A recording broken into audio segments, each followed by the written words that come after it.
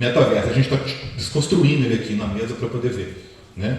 Todas essas tecnologias já existiam antes, não tem nada exatamente de novo no metaverso, é só um rótulo para onde convergem várias tecnologias. Tá? Agora eu vou voltar só um pouquinho no tempo para poder ficar claro para vocês o porquê que isso aconteceu.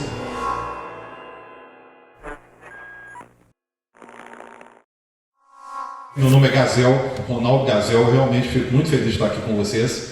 Tá? É uma oportunidade muito legal de falar de um tema e que não tem especialista. A primeira coisa sobre o metaverso é isso, não existem especialistas em metaverso. Tá? Porque é um termo, na verdade, que é realmente muito confuso. E o Facebook, agora a Meta, né, deixou a coisa mais confusa e cheia de ambiguidades.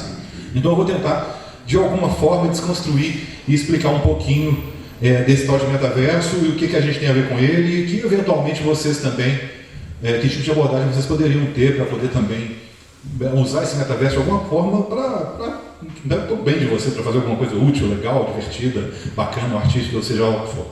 Tá? Eu tenho 46 anos, eu já tive várias empresas, há 12 anos atrás eu montei minha primeira empresa de games, e nessa empresa de games eu esperava trabalhar com jogos, né, para as pessoas jogarem, né, o jogo B2C, né, que a gente fala business to consumer, né, ou seja, uma empresa que faz jogos para pessoas. E eu acabei entrando no B2B, que é a business to business, então eu acabei ficando muito mais especialista em fazer jogos para empresas, né? E um papo muito interessante, agora até pegando o vácuo na palestra anterior, é a questão de design versus arte. E isso tem a ver com a abordagem dos jogos quando eles são usados para entretenimento e para fins que não são entretenimento, né? Eu sou, da minha formação em artes plásticas, eu também fiz o curso de design também na UEM. Então, o que eu posso dizer é o seguinte, a grande diferença do design para a arte, eu sei que isso é uma pergunta de $1 milhão, mas se eu pudesse resumir, eu diria que o design ele tem objetivos muito claros a serem resolvidos. Quando você tem um projeto de design, você tem problemas e coisas a serem muito concretamente trabalhadas. Um jogo também, quando ele é feito com fins muito objetivos que não o entretenimento, tá? Funciona da mesma forma, você está cumprindo, você está resolvendo dores do cliente. É um papo de marketing, né? Papo de empresário. Você levanta as dores e a partir dessas dores você tenta criar um tipo de jogo, né? Que a gente sabe que as mecânicas de jogo elas ajudam, elas lubrificam essa engrenagem do aprendizado, do envolvimento, ou seja lá o que for, né? Elas deixam mais fácil processos que são bem chatos, né? Então a gente usa, eu não vou me prolongar porque esse não é muito o tema da palestra que eu vou proferir agora, só queria me apresentar um pouco, só que eu queria falar o seguinte, que agora, depois dos 40 anos, é que eu virei game designer para pessoas, não para empresas. Então, eu hoje também sou game designer sênior na Overleap Studios, que é uma empresa lá de Belo Horizonte, e que faz os jogos do canal Giga Globo, que é um canal da Globo para crianças. Então, eu estou fazendo jogos para crianças, jogos casuais. Está sendo uma delícia, está sendo uma terapia. Eu passei por um problema de saúde muito recente, saí da empresa onde eu estava, que era a Compass UOL, que era uma empresa do Grupo UOL, onde eu era consultor de gamificação. E agora eu estou fazendo jogos, vocês procurem lá o portal Giga Globo. Infelizmente é um portal pago, não dá para jogar os games, mas vocês entram no YouTube, vejam lá os jogos que a gente desenvolve lá, são bem legais. Mas hoje eu vou falar do tema do metaverso, estou puxando agora do início todo, né? Primeira coisa, metaverso, um termo, vamos falar do termo metaverso, né? Não vou ficar aqui, em 1900 e tanto surgiu o livro que tinha, não vou falar nada disso, tá? Eu vou ser bastante objetivo.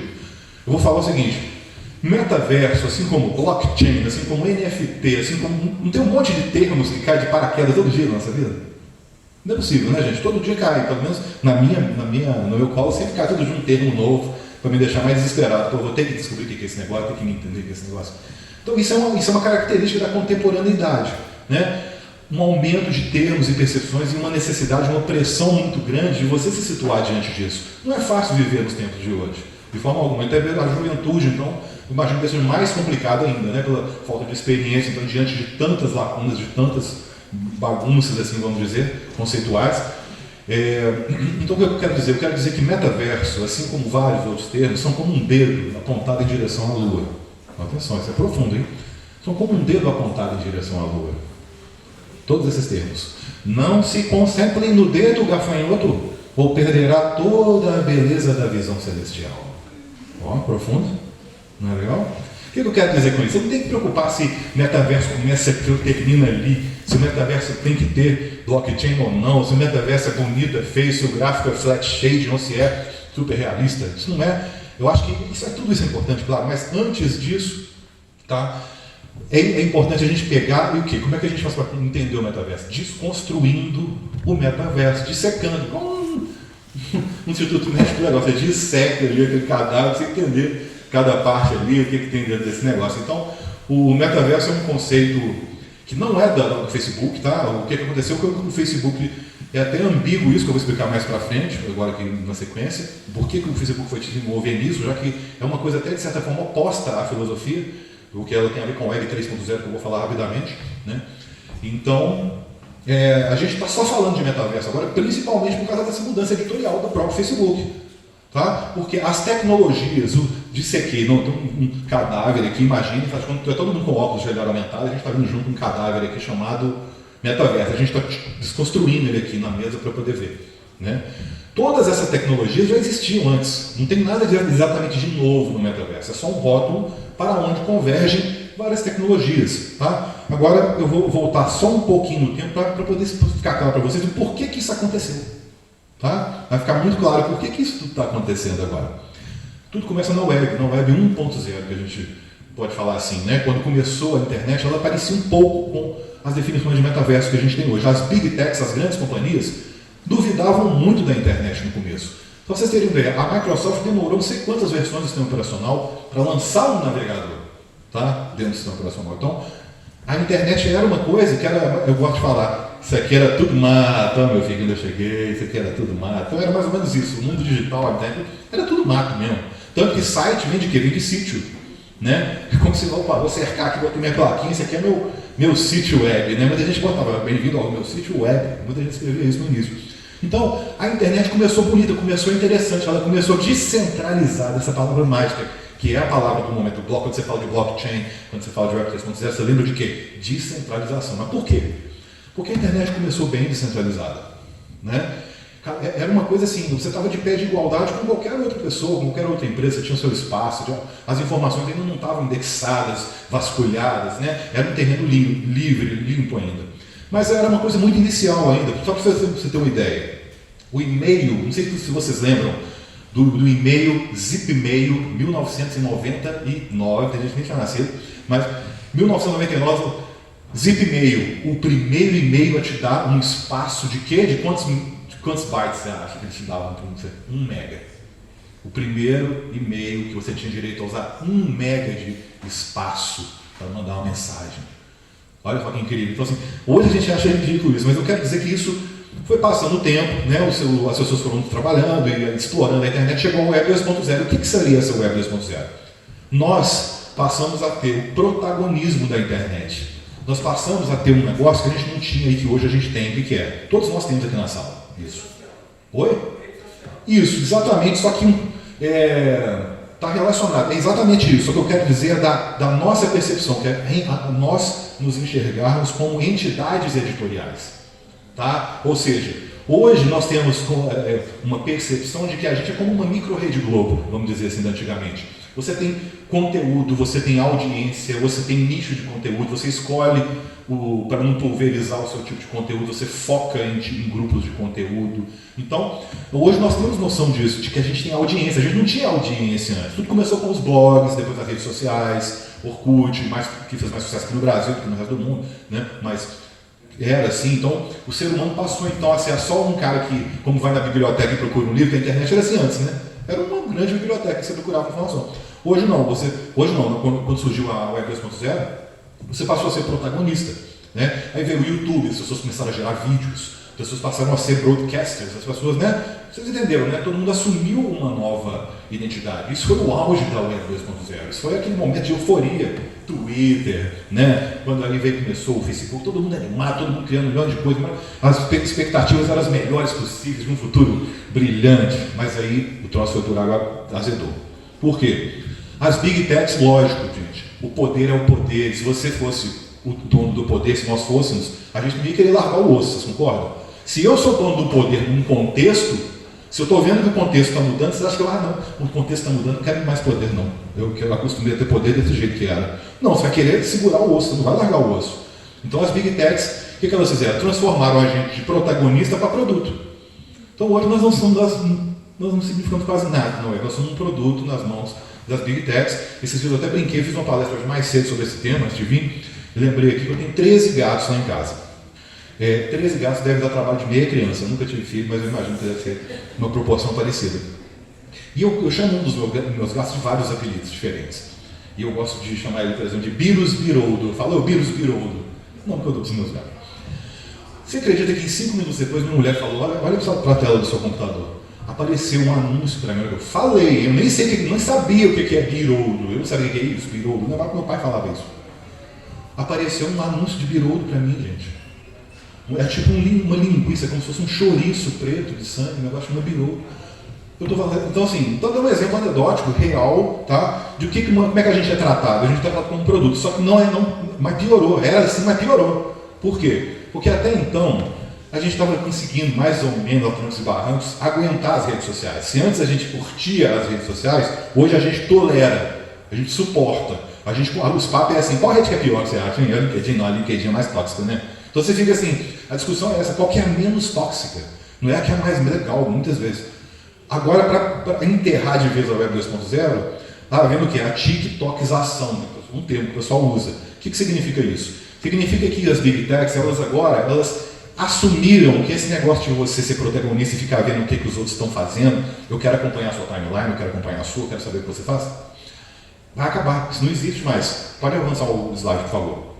Eles querem que a gente engula conteúdo, é só isso. Tanto que você vai ver no seu Facebook, por exemplo, conteúdo indicado, eles querem que você consuma. Então é assumir que o grande negócio da internet são anúncios e criação de conteúdo e absorção de conteúdo. Só que seria legal se fosse assim, nossa, a gente pode criar conteúdo do jeito que a gente quiser, no formato que a gente quiser, que coisa mais bonita, que coisa legal, que incentivo bom. Não, você tem que ser um verdadeiro escravo. Tá? Eu tenho pena, quando a pessoa fala, cara, o vídeo de YouTube, eu falo, cara, eu tenho pena de você, cara, saca? A não ser que seja muita grana, eu não vou ter pena de você, mas tipo assim, grande, a maioria absoluta, vamos botar aí, vou chutar um 90%, come pão de armação e tem que todo dia se adequar às regras, só se vira um escravo, literalmente, tá? Por que eu estou falando isso? Porque aí entra a Web 3.0, ok? O que é a Web 3.0? É quando a gente começa a enxergar no horizonte uma série de fatores e vetores e acontecimentos que começam a criar um retrato, a criar você começa a ver que está com uma nova conjuntura. É uma conjuntura descentralizada, aí que vem. E vem um monte de tecnologia junto. Você fala de descentralizado, eu estou querendo tirar o poder das Big Techs. Então no início era assim, quando eu era criança, tá? Não tinha computador, só tinha televisão e rádio, todas as pessoas do mundo, elas tinham que recorrer a meia dúzia de empresas para poder se informar. Né? Para formar a sua opinião, eram grupos de jornal, canais de TV, revistas, grupos editoriais. Isso era centralizado. Depois descentralizou com a internet, depois voltou. E agora o processo é esse. Com a tecnologia do blockchain, a gente consegue o que é o blockchain? Né? Eu não sou especialista em blockchain, vou tentar resumir de uma forma muito simples. Blockchain é só uma cadeia de informação que ela é feita por blocos, e esses blocos são compactados, encriptados. E quando eu crio uma cadeia blockchain, essa cadeia é compartilhada com todo mundo que tem, tá? Esse blockchain, seja o que for, pode ser uma moeda, pode ser... As moedas são as primeiras aplicações que a gente conhece. O Bitcoin, por exemplo, nasceu junto praticamente. Né? E o que acontece?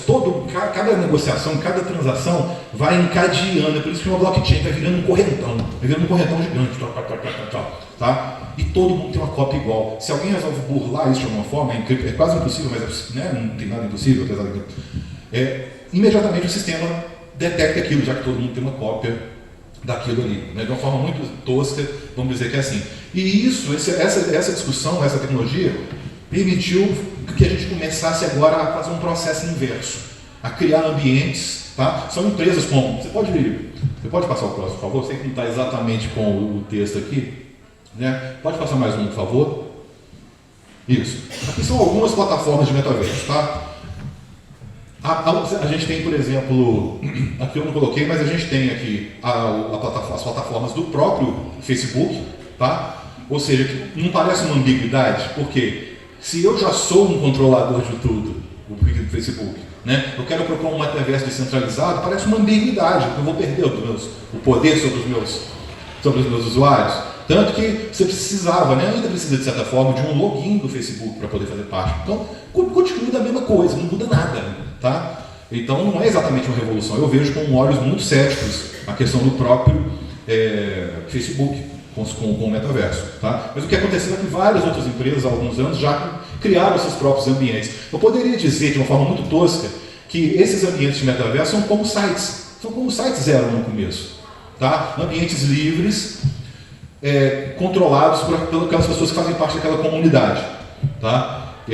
Geralmente em 3D, não necessariamente metaverso tem que ser em 3D. Por exemplo, aquela plataforma ali, a Gacha, você deve ter ouvido falar, Gacha, ela é como se fosse um jogo de Super Nintendo, visto com câmera top view, assim, com pseudo-isométrico, visto por cima, que você pode marcar reuniões, você pode fazer um monte de coisinha, tá? Com essa rede Gacha, especializada nisso, não é 3D. Mas são empresas novas, reparem. A Mozilla não, todo mundo conhece a Fundação Mozilla, mas tem várias empresas aqui que vocês, poxa, não é a Microsoft, não é a Samsung, não é a IBM, né? São empresas que estão apostando principalmente no blockchain. Por quê? Porque o blockchain é baseado em escassez também. Nesse caso aqui, quando você cria um ambiente, vamos supor que eu criei um ambiente, igual o The Sandbox, tá? Da última vez que eu olhei, estava em torno de $11 mil num terreno pequeno no The Sandbox. A maioria das pessoas que olha isso, pensa assim, cara, você falando de metaverso, está falando de uma coisa tão longe de mim, né? Vou comprar um terreno desse. Só que é importante que isso seja escasso, ter um número limitado de terrenos, inclusive, e de ativos digitais. Por quê? É a mesma lógica de todas as outras riquezas. Se cair um asteroide com toneladas de diamante no mundo agora, e o diamante ser abundante, amanhã o diamante não vai fazer mais nada, por causa da questão da escassez desbalanceada. Então é assim, por isso que essas plataformas, elas trabalham assim, tem algumas que você precisa de entrar, você tem que ter uma carteira de criptomoedas, ou seja, você já tem que ter uma base mínima de criptomoedas. Já aquela última ali, por exemplo, a Mozilla Hubs, que é do grupo Mozilla, você já não precisa, ela não é baseada em nenhum tipo de token de blockchain. Ela é só um ambiente de virtualização. Inclusive, eu recomendo para vocês que querem ter as primeiras experiências no metaverso, iniciar pela plataforma Mozilla Hubs, por quê? Ela é uma plataforma acessível, ela é acessível pelo celular, pelo computador, pelos óculos, ela é web, é bem legal isso, que a pessoa ela tem uma zona de conforto menor para acessar, né? E aí vem a primeira pergunta que eu vou responder aqui. Ela tem um problema. Qualquer plataforma de metaverso que seja web, vai ter sempre um problema gráfico. E qual que é o problema? É o WebGL. O WebGL é o protocolo de geração de gráficos no browser, nos navegadores. Tá? E, enquanto no computador a gente já está na WebGL, se não me engano, 3 ponto alguma coisa, me engano, me corrijam se eu estiver errado, tá? Nos browsers ainda é 1.0, 1.2. Isso significa que sombreamento vai ser falso, mapa de reflexão vai ser tosco, um monte de coisa desse tipo. Então, Roblox, todo mundo já deve conhecer também, todo mundo conhece como ambiente de jogo, né? Mas, por exemplo, ano passado eu participei do desenvolvimento que está sendo publicado agora, do metaverso do Banco do Brasil, feito inteiramente no Roblox. Tá? Ou seja, você pensa, poxa, como é que o Banco do Brasil foi investir numa plataforma que então você pensa que é de criança? Tá? Não é exatamente assim, né? Abram suas mentes, abram suas visões, porque todas essas plataformas, apenas algumas que eu estou citando, né? Elas são bem interessantes. Eu recomendo que vocês experimentem, especialmente a Mozilla Hubs e o Roblox, né? Que não precisam de muita complicação para você usar. Para fechar, eu devo estar com dois minutos aí no máximo sobrando. Eu queria só contar, eu ia contar 2 cases, eu vou contar um case de metaverso aplicado. Tá?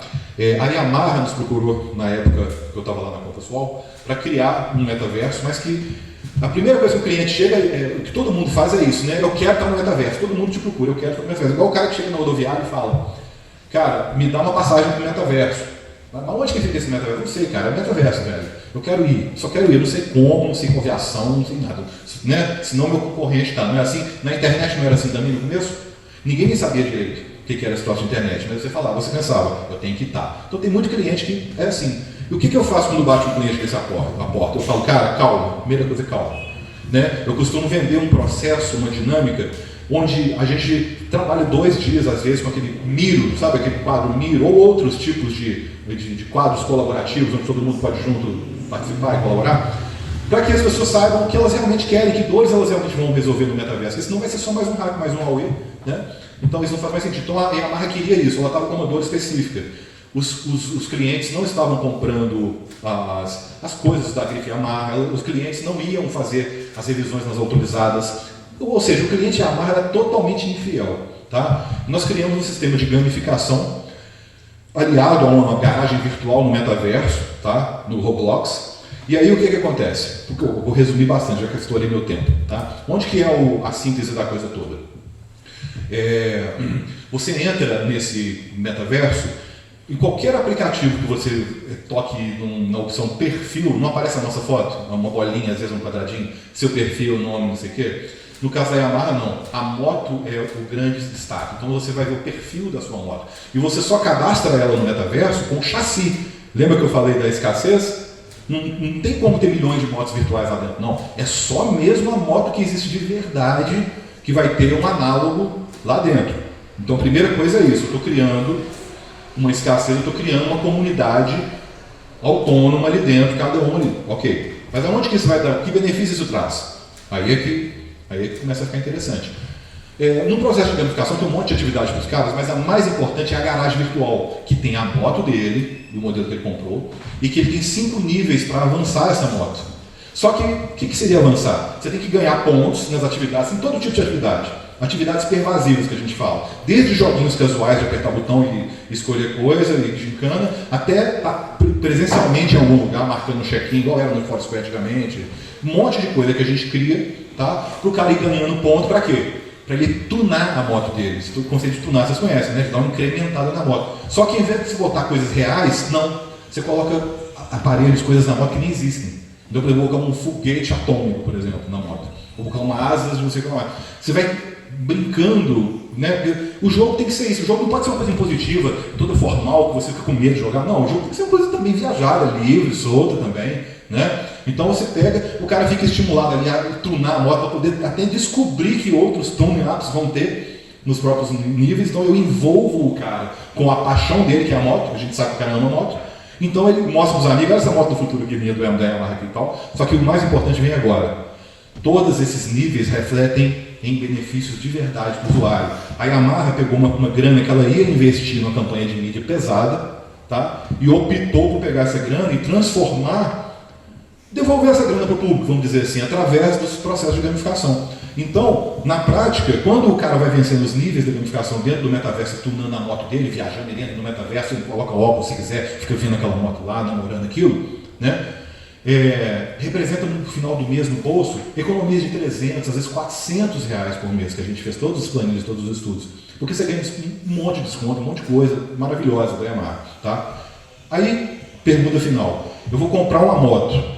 Tem 2 pessoas querendo me vender essa moto, do mesmo modelo, tá? Um dos vendedores participou da gamificação. A moto dele não é só uma moto, ela tem um ativo digital associado. Ficou claro isso?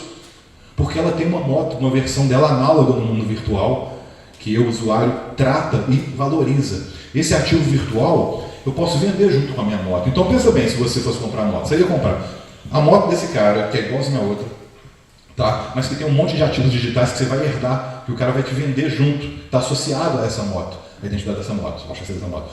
Né? Você vai botar no bolso muito mais dinheiro no final do mês da economia. E a outra moto que é old school mesmo, é só a moto, o cara não fez metaverso nenhum, não entrou em nada, e né, a moto dele não tem nenhum ativo digital associado. Aí não fica difícil de responder, né? Que claro que a moto que tem os ativos digitais associados é muito mais legal. Então esse é o meu tempo para acabar. Eu gostaria de falar do caso Pague Menos também, que é o terceiro é uma rede de farmácia que a gente criou uma moeda própria, NFT, mas que é uma moeda que quando você pensa em NFT, você pensa em quê? Especulação, você pensa no Neymar comprando Bored Ape de 6 milhões, não é isso que a gente pensa em NFT, um troço que está geralmente longe do nosso alcance. Quando a gente pensa em NFT, quase todo mundo pensa nisso, mas isso é coisa de gente excêntrica, né? Pagar não sei quantos milhões num troço, que todo mundo pode replicar. Mas a gente criou, lá não vamos explicar porque acabou o tempo, tá? Mas a gente criou uma moeda na drogaria Pague Menos, que ela é valorizada de acordo com os indicadores de saúde do público, porque a Pague Menos tem um serviço onde eles fazem quase que um hospital praticamente, exames, blá blá blá, um monte de coisa. E nesses momentos eu consigo captar dos meus usuários métricas importantes, como pressão, glicose, se fez exames, está tomando remédios, etc e tal, e tudo isso entra onde? Criptografado no blockchain dessa moeda, tá? Ou seja, olha só que interessante, tem a escassez, tá? Você tem toda quem garante isso são contratos inteligentes, porque você pode transformar também, botar nesse códigozinho um contrato, condições de contrato, você faz um contrato normal. Aí o contrato está lá assim, a PagMenos vai valorizar em X% toda vez que os indicadores de saúde melhorarem X. Então isso é que é legal, é a gente usar, na minha opinião, tá? Criar um sistema de gamificação que as pessoas se envolvam e que não seja uma coisa só especulativa ou algo assim, que possa, é a visão que eu tenho, que eu gosto, que possa reverter isso para as pessoas de alguma forma positiva. Isso é descentralizar. Isso faz com que a gente enxergue um mundo um pouco mais descentralizado. Claro que eu não estou prometendo mundos e fundos, pelo contrário. Tanto que tem de picareta, a quantidade de jogo NFT que surgiu e roubou dinheiro de um monte de gente, né? Não está no gibi. É um negócio muito sério, tá? Mas acontece que, assim como a internet, esse negócio não tem muita volta mais. Avança até, eu acho que só tem mais alguns slides. Queria convidar vocês por último. O talk foi bem rápido. Você pode avançar, por favor? Slide aqui. Pode passar. Eu vou para o último slide de uma vez. Pode passar. Mais um pouco. Mais um. Agora eu acho que é a última, vai. Mais um. mais um. Mais um, por favor. É a última agora. Acabou? Não tem uma última tela, não? Achei que tinha um QR Code que eu criei uma sala de metaverso pra gente. A verdade eu tinha botado uma sala de metaverso pra gente se encontrar aqui depois, mas vocês podem me procurar lá no meu Instagram, que é Gazoso, Gazoso, Gazoso. Tem vários projetos. A gente tem desenvolvido depois eu posso falar para vocês os projetos de metaverso atuais que a gente está desenvolvendo para a Fundação Getúlio Vargas, estamos fazendo para o Grupo Anima. Estamos fazendo uma série de metaversos e depois tem que explicar para vocês que plataforma, como é que você escolhe a plataforma de metaverso, né? Tem um monte de questões aí, mas que o tempo vai ser curto. Não falei de jogos especificamente no metaverso, porque aí entra um pouco de compra e venda de ativos digitais, de jogo e tal, que não é muito exatamente a minha praia, que eu entendo, mas eu acho que ficou claro, pelo menos um pouquinho, espero que tenha ficado um pouco mais claro o que é esse tal de metaverso, pelo menos o que ele é, a gente não sabe ainda, mas pelo menos a gente conseguiu ver quais são um pouco dos vetores que convergem e que nos fazem enxergar o que será esse tal de metaverso aí, tá, gente?